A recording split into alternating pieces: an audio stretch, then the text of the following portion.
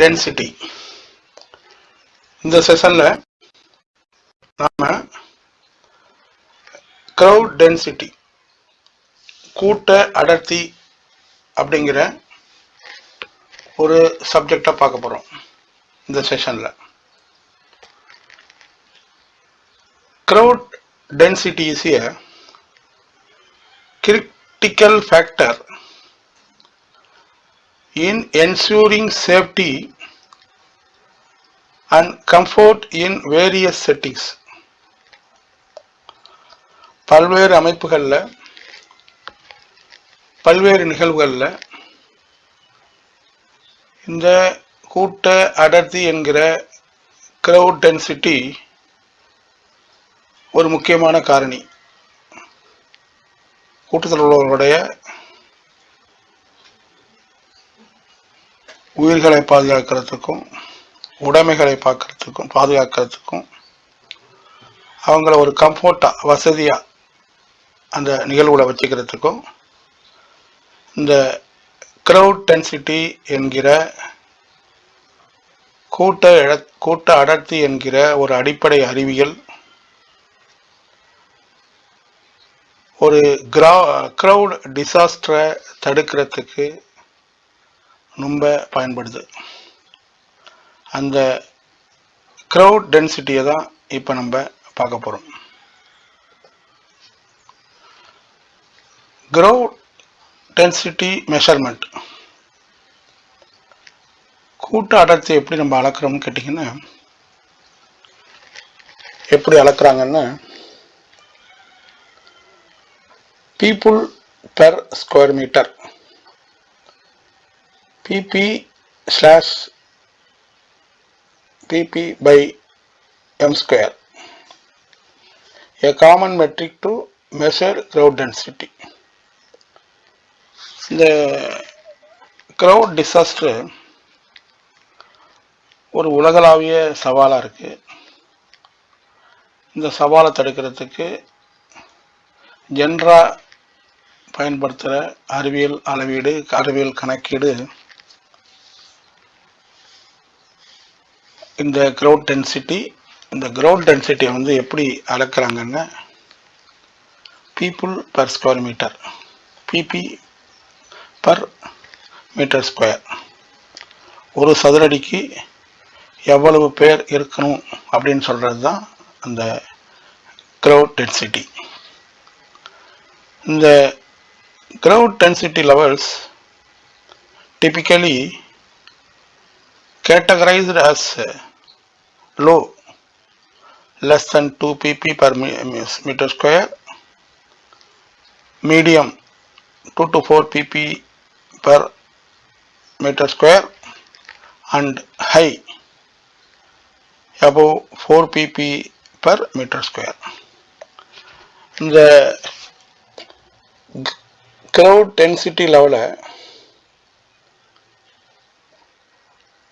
Measure பண்ணுறதுக்கு ஒரு scale வச்சுருக்காங்க, ஒன் ஆஃப் த ஸ்டாண்டர்ட்ஸ். அது கொஞ்சம் வேரி ஆகும், country to country, department to department எல்லாமே வேரி ஆகும் பர்பஸை பொறுத்து.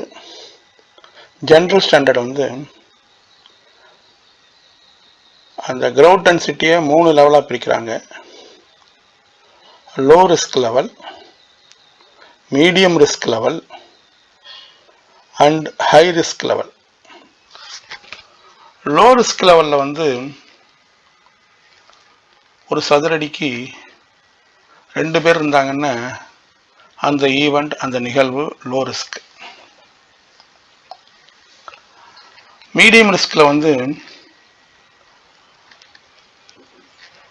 2லேருந்து 4 பேர் ஒரு சதுரடிக்கு இருந்தாங்கன்னா அது மீடியம் ரிஸ்க்கு. அந்த நிகழ்வுல ஒரு சதுரடிக்கு 4 பேருக்கு மேல இருந்தாங்கன்னா அது ஹை ரிஸ்க். ஜென்ரலி 5 பேர் ஒரு சதுரடியில் இருந்தாலே காயங்கள் ஏற்படுறதுக்கு வாய்ப்பு இருக்குன்னு அறிவியல் சொல்லுது, அறிவியல் தரவுகள் சொல்லுது. 7 பேர் ஹை ரிஸ்க். 7 பேர் ஒரு சதுரடிக்கு இருந்தாங்கன்னா அங்கே வந்து சீரியஸ் இன்ஜுரிக்கும் இறப்புக்கும் கூட வழிவகுக்கும் இந்த ஹை ரிஸ்க், அதாவது 7 pp per meter square. Factors affecting crowd density. இந்த crowd density-ய என்னென்ன ஃபேக்டர்ஸ் அஃபெக்ட் பண்ணுது, பாதிக்கிற காரணிகள் 3 பிரிச்சிருக்காங்க. ஃபர்ஸ்ட் வந்து ஸ்பேஸ் டிசைன். ஸ்பேஸ் டிசைன் வந்து layout accessibility and obstacles can impact crowd flow and density. லேஅவுட்டுங்கிறது ஸ்பேஸ் டிசைனில் வந்து ஸ்பேஸ் டிசைன் அந்த இடத்த எங்கே நிற்கிற அந்த க்ரௌடு கேதர் ஆகிறாங்களோ அந்த ஈவெண்ட்டுக்கு அந்த இடத்துக்கு பேர் ஸ்பேஸ். அந்த ஸ்பேஸ் டிசைன் வந்து லேஅவுட், இந்த லேஅவுட்ன்ற ஃபேக்டர் வந்து எப்படின்னு கேட்டிங்கன்னா physical space around the crowd. லேஅவுட்டுங்கிறது physical space around the gathered crowd. அதை பார்க்கணும். அது எக்ஸிட் சரியாக இருக்கா, என்ட்ரி சரியாக இருக்கா, எவாக்குவேஷன் எமர்ஜென்சியில் எவாக்குவேஷன் சரியாக பண்ண முடியுமா, அதெல்லாம் அந்த லேஅவுட் இருக்கான ஃபிசிக்கல் ஸ்பேஸை இன்ஸ்பெக்ஷன் பண்ணணும். அக்சசிபிலிட்டி, அட்டெண்டீஸ் பங்கேற்கிறவங்க வந்துட்டு போகிறதுக்கான பேசேஜ் கரெக்டாக இருக்கா, ஒரு எமர்ஜென்சினா ஆம்புலன்சஸ் போகிறது மற்றும் சம்மந்தப்பட்டவர்கள் போகிறதுக்கு வர்றதுக்கு, பங்கேற்பவர்கள் வர்றதுக்கு போகிறதுக்கு பேசேஜஸ்லாம் சரியாக இருக்குதா. அப்ஸ்ட்ரக்ஷன்ஸ், அதாவது டெப்ரிஸ், ஏதாச்சும் குமிச்சு கிடக்கிறது, பாதைக்கு இடைஞ்சலாக இருக்குது, ஒரு மரம் கிடக்கிறது, ஒரு விரவு கிடக்கிறது, ஒரு ஷெட் இருக்கிறது, இதெல்லாம் அப்ஸ்டக்கிள்ஸ்.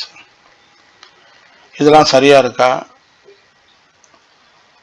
இதுதான் இந்த ஸ்பேஸ் டிசைன் தான் அந்த க்ரௌட் ஃப்ளோ, அந்த க்ரௌடோட ஃப்ளோவுக்கும் டென்சிட்டிக்கும் காரணமாக இருக்குது. ரெண்டாவது ஈவெண்ட் டைப். ஈவெண்ட் டைப் வந்து different events such as concerts or sports have varying crowd density requirements. ஈவெண்ட்டுங்கிறது நிகழ்ச்சி. உதாரணமாக வந்து டிஃப்ரெண்ட் ஈவெண்ட்ஸ் இருக்கு. மியூசிக் கான்சர்ட்ஸு, இசை நிகழ்ச்சிகள், sports events.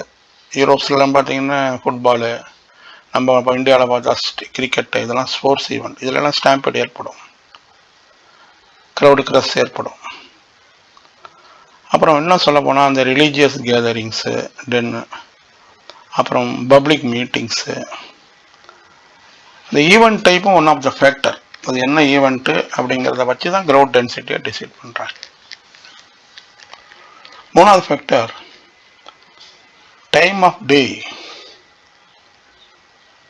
Peak hours or special events can increase crowd density.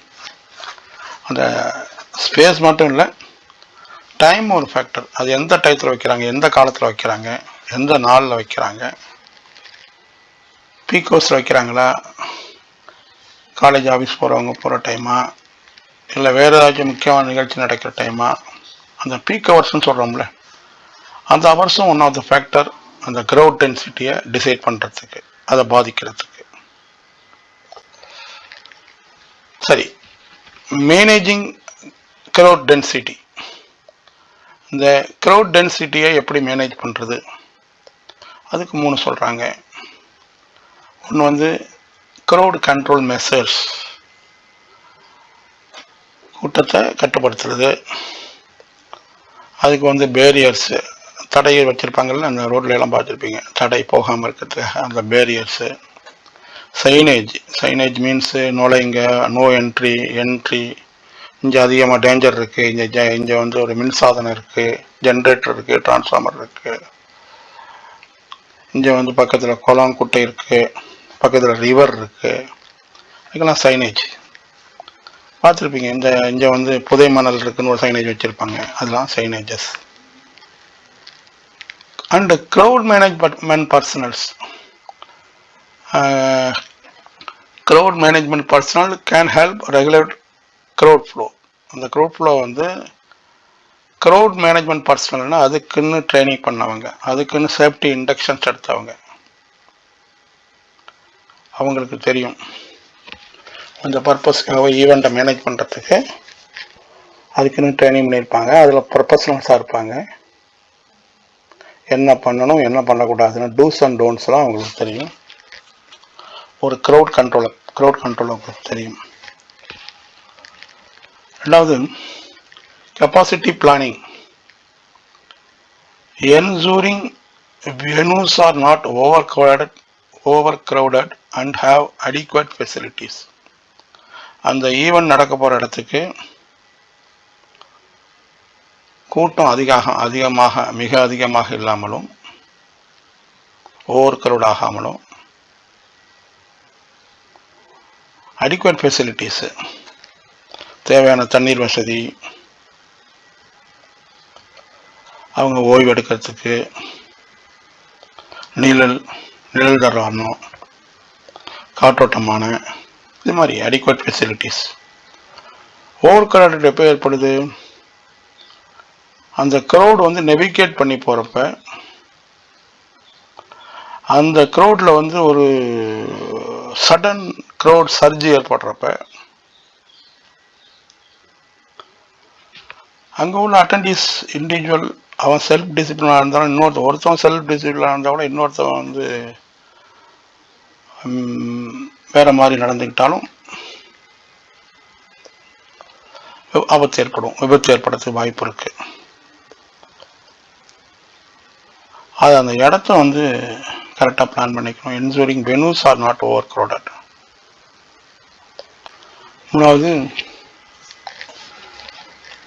Emergency preparedness. having plans in place for potential crowd related incidents. அபாயத்துக்கு தயாராக இருத்தல், மிக்க அவசரத்துக்கு தயாராக இருத்தல். அதுக்கு சேஃப்டி இன்ஜினியரிங்கில் சொல்லுவாங்க எவாக்குவேஷன் பிளான். ஒரு ஆபத்து ஏற்பட்டால் இந்த மக்கள் வந்து எப்படி எக்ஸிட் ஆவாங்க, எப்படி சேஃபாக எக்ஸிட் ஆவாங்க, அதுக்கு என்னென்ன பேசேஜஸ் ஏற்படுத்தணும், அதுக்கு என்ன வழிகள், ஒரு ஆம்புலன்ஸ் வந்ததுன்னா அதுக்குன்னு போகிறதுக்குன்னு தனி பாதை,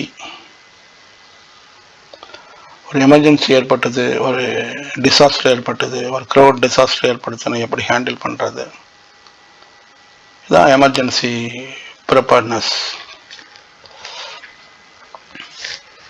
ஸ்ட்ராட்டஜிஸ் என்னன்னு கேட்டால் ஒரு 4 ஸ்ட்ராட்டஜிஸ் இருக்கு. Capacity management, limiting the number of people in a venue or area. அந்த இடம் எவ்வளவு ஸ்பேஸ் எப்படி இருக்கு, அந்த ஸ்பேஸுக்கு எவ்வளவு கெப்பாசிட்டி, இதுதான் மெயின். இந்த க்ரௌட் அண்ட் சேஃப்டியோட கால்குலேஷனுக்கு பர்பஸே இதுதான். Limiting the number of people in venue or area. இந்த இடத்துக்கு இவ்வளோதான் கெப்பாசிட்டி. அதை அந்த கிரவுண்ட் டென்சிட்டி டிசைட் பண்ணுது, கால்குலேட் பண்ணுது. queue management, organizing line and waiting areas to reduce congestion. ஒரு நரிசலை ஏற்படுத்தாமல், உதாரணமாக ஒரு கோயிலில் தரிசனம் பண்ண போகிறாங்க, ஒரு புனித ஆற்றில் நீராட போகிறாங்க, அது மாதிரி கட்டத்தில், இல்லை ஒரு கிரிக்கெட் மேட்சுக்கு டிக்கெட் எடுக்க போகிறாங்க, இல்லை ஒரு தியேட்டரில் வந்து கவுண்டரில் நிற்கிறாங்க, அதான் கியூ மேனேஜ்மெண்ட். 1 by 1 அனுப்புறது, அது ஒரு பிரித்து அனுப்புறது. இன்னொன்று கூட பண்ணுவாங்க. இந்த கியூ மேனேஜ்மெண்ட் இல்லாமல் செக்மெண்டேஷன் ஒன்று இருக்குது. ஒரு 200 people 300 people செக்மெண்ட்டாக பேரிகார்ட்ஸ் வச்சு பண்ணிடுறது. அது கூட crowd crush and sudden crowd surge இதெல்லாம் ப்ரிவென்ட் பண்ணும். அந்த டிசாஸ்டர் நடக்காமல் ப்ரிவென்ட் பண்ணும். Crowd monitoring, using sensors, cameras or personnel to track crowd densities. கொஞ்சம் டெக்னாலஜியும் பயன்படுத்தணும், சென்சார்ஸ் வைக்கணும், கேமராஸ் சர்வேலன்ஸ் இருக்கணும், ட்ரெயின்டு பர்சனல் இருக்கணும். அந்த டென்சிட்டி கரெக்டாக இருக்கா, சேஃப் லெவலில் இருக்கா, இல்லை ஹையர் ஆகுதா. அந்த கிரவுண்ட் டென்சிட்டி ஹையர் ஆனாலே அந்த பர்சனல்ஸ் அலர்ட் ஆகிடணும், event organisers and other. Communication,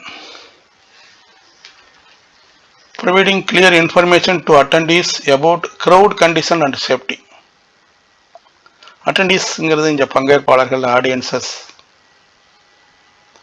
அந்த கேதரிங், அந்த பொது நிகழ்வுக்கு வந்து பங்கேற்கிறவங்களுக்கு தகவலை சொல்கிறது மாதிரி பப்ளிக் அட்ரஸ் சிஸ்டம் இருக்கணும், பிஏ இருக்கணும். என்ன பிஏல என்ன பப்ளிக் அட்ரஸஸில் என்ன சொல்லணும், அந்த க்ரௌட் கண்டிஷன்ஸை சொல்லணும், சேஃப்டியை வலியுறுத்தணும்.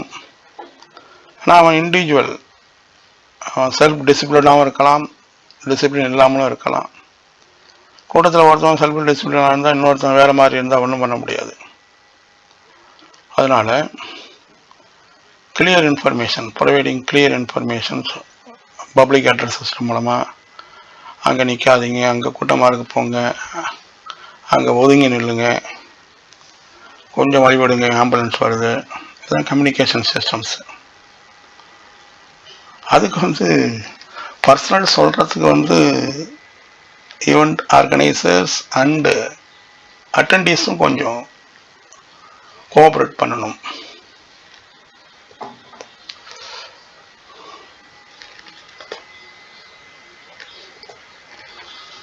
பெஸ்ட் ப்ராக்டிசஸ் 3 இருக்கு. Conduct risk assessments, identifying potential crowd related hazards and developing mitigation plans. இந்த crowd controlல வந்து இன்னொரு crowd management இன்னொரு முக்கியமான ரிஸ்க் அசஸ்மெண்ட் ஒன்று இருக்குது. ரிஸ்க் அசஸ்மெண்ட்னா என்னன்னு கேட்டிங்கன்னா, ஒரு சயின்டிஃபிக் மெத்தடு. அந்த க்ரௌட் ரிலேட்டட் ஹசார்ட்ஸ் வராமல் என்னென்ன முன்னாடியே ஐடென்டிஃபை பண்ணுவாங்க, பொட்டன்ஷியல் ஹசார்டு என்னென்ன இருக்குது, ஆபத்துகள் என்னென்ன இருக்குன்னு சொல்லிட்டு அந்த ஹசார்ட்ஸை வந்து ப்ரிடிக்ட் பண்ணுவாங்க. சயின்டிஃபிக்காக வந்து என்ன பண்ணுவான்னு கேட்டால் ப்ரிடிக்ட் பண்ணுவாங்க, இப்படி வரலாம், இந்த இடத்துல இப்படி இருக்கும், இப்படி நடக்கலாம் அப்படின்னு அவங்களே ஒரு பிளான் பண்ணி அந்த அசஸ்மெண்ட்டில் அதை மிட்டிகேட் பண்ணுறதுக்கு, அதை தவிர்க்கிறதுக்கு என்ன பிளான் பண்ணலாம், என்ன செய்யலாங்கிறது தான் ரிஸ்க் அசஸ்மெண்ட். அந்த ரிஸ்க் அசஸ்மெண்ட் சீட்டும் பண்ணுவாங்க அந்த ஈவெண்ட் ஆர்கனைசர்ஸ். அடுத்தது train staff, ensuring crowd management personnel are equipped to handle various scenarios. The staff training is very important. அதில் அவங்க ப்ரொஃபஷனலாக இருக்கணும், அவங்களுக்கு எல்லாமே தெரிஞ்சிருக்கணும், நடக்கிறதையும் கண்ட்ரோல் பண்ணணும், நடக்க போகிறதையும் கண்ட்ரோல் பண்ணணும். நடக்கும்னு சொல்லிட்டு முன்னாடியே வந்து கண்ட்ரோல் பண்ணக்கூடிய திறனை அவங்களுக்கு பயிற்சி மூலமாக, ட்ரைனிங் மூலமாக அந்த பர்சனல்ஸுக்கு, அந்த பணியாளர்களுக்கு, அந்த க்ரௌட் மேனேஜ்மெண்ட் பர்சனலுக்கு கொடுக்கணும். நெகட்டிவாக திங்க் பண்ணியே பாசிட்டிவாக அப்ரோச் பண்ணணும். நடந்தால் என்ன போகும், நெகட்டிவாக திங்க் பண்ணி பாசிட்டிவாக அப்ரோச் பண்ணணும். இப்படி நடந்தால் என்ன ஆகும் அப்படின்னு சொல்லி அதுக்கு தகுந்த மாதிரி, இப்படி ஒரு ஆபத்து ஏற்பட்டால், இப்படி ஒரு டிசாஸ்டர் ஏற்படுத்தா என்ன ஆகும்னு சொல்லிட்டு அவங்க நினச்சிக்கிட்டு முன்னாடியே அதெல்லாம் ஹேண்டில் பண்ணணும். அதுக்கு அந்த அட்டெண்டீஸும் பங்கேற்பாளர்களும் அந்த க்ரௌட் மேனேஜ்மெண்ட் பர்சனலுக்கு ஒத்துழைப்பு கொடுக்கணும். 2 கைகளும் சேர்ந்தாதான் ஓசை ஒளி வரும். Communicate with attendees, providing clear information on crowd conditions and safety and emergency procedures. நம்ம ஏற்கனவே சொன்னது மாதிரி பங்கேற்பாளரோட ஈவெண்ட் ஆர்கனைசர்ஸ் கம்யூனிகேஷன் பண்ணுறதுக்கான பப்ளிக் அட்ரஸ் சிஸ்டம்ஸ், ஒரு எமர்ஜென்சியில் கம்யூனிகேட் பண்ணுறதுக்கு எல்லாத்துக்குமே ஒரு கம்யூனிகேஷன் சிஸ்டம் இருக்கணும். அதில் வந்து கிரவுண்டில் என்ன கண்டிஷன் இருக்குது, என்ன பாதுகாப்பு இருக்குது, என்னென்ன எமர்ஜென்சி ப்ரொசீஜர்ஸு, அந்த கம்யூனிகேஷன் சிஸ்டம் எல்லாரையும் கோஆர்டினேட் பண்ணுறது மாதிரியும் இன்டகிரேட் பண்ணுறது மாதிரியும் ஒருங்கிணைத்தல் பண்ணுறது மாதிரியும் இருக்கணும். இது மாதிரி இந்த கிரவுட் டென்சிட்டி கால்குலேஷன் வந்து வெறுமன public meetings, religious pilgrimages, sports events, music concerts இதுக்கு மட்டும் குரூசியல் ரோல், முக்கியமான ரோல் கிடையாது கிரவுட் டென்சிட்டி. ஈவெண்ட் மேனேஜ்மெண்ட்டில் பங்கேற்பாளர்கள், அட்டண்டீஸு, ஆடியன்ஸஸோட பாதுகாப்பையும் வசதித்தன்மையும் கம்ஃபர்ட்னஸையும் உறுதிப்படுத்துறது இந்த கிரவுட் டென்சிட்டி. அர்பன் பிளானிங்கில் ஒரு ஸ்மார்ட் சிட்டிங்கிறாங்க, ஒரு புதிய நகர வடிவமைக்கணுங்கிறாங்க. அப்போ அந்த பப்ளிக்கு ஸ்பேஸை டிசைன் பண்ணுறதுக்கும் இந்த கிரவுட் டென்சிட்டி கால்குலேஷன்ஸ், கூட்ட அடர்த்தி கால்குலேஷன் பயன்படுது. வெறுமன கேதரிங் மட்டும் கண்ட்ரோல் பண்ணுறதுக்கு மட்டும் இல்லை, கூட்ட நெரிசலை தவிர்க்கிறதுக்கு மட்டும் இல்லை. Safety engineering to prevent overcrowding. இன்ஜினியரிங்கில் சேஃப்டி இன்ஜினியரிங் ஒரு இன்ஜினியரிங் இருக்குது. அது இது மாதிரி பாதுகாப்பு ஆலோசனைகள் வழங்குறது, அது ஒரு தனித்துறையே இருக்குது. ஹெல்த் சேஃப்டி அண்ட் என்விரான்மெண்ட்டும்பாங்க, HSCம்பாங்க. அந்த இன்ஜினியரிங்லும் இந்த கிரவுட் டென்சிட்டி ஓவர் கிரவுடை தடுக்கிறதுக்கு பயன்படுது. இந்த high crowd density very dangerous density. High crowd density can lead to safety issues, discomfort and decreased mobility. இந்த டேஞ்சரஸ் டென்சிட்டி வந்து, இந்த டேஞ்சரஸ் கிரவுட் டென்சிட்டி வந்து பாதுகாப்பு கோளாறுகள், பாதுகாப்பு பிரச்சனைகள், மக்களுக்கு அசௌகரியங்கள், ஒரு இடத்துலேருந்து இன்னொரு இடத்துக்கு மாறுறதுக்கு அந்த கூட்டத்திலேயே மொபிலிட்டியை குறைக்குது. எல்லாவற்றுக்கும் மேலாக சீரியஸ் இன்ஜுரிஸ் ஏற்படுத்துது. இந்த டேஞ்சரஸ் கிரவுட் டென்சிட்டி மரணத்தை கூட ஏற்படுத்துது. முறையான சயின்டிஃபிக் மெத்தட்ஸை ஃபாலோ பண்ணால் இந்த கிரவுட் டிசாஸ்டரை ப்ரிவென்ட் பண்ண முடியும். நன்றி.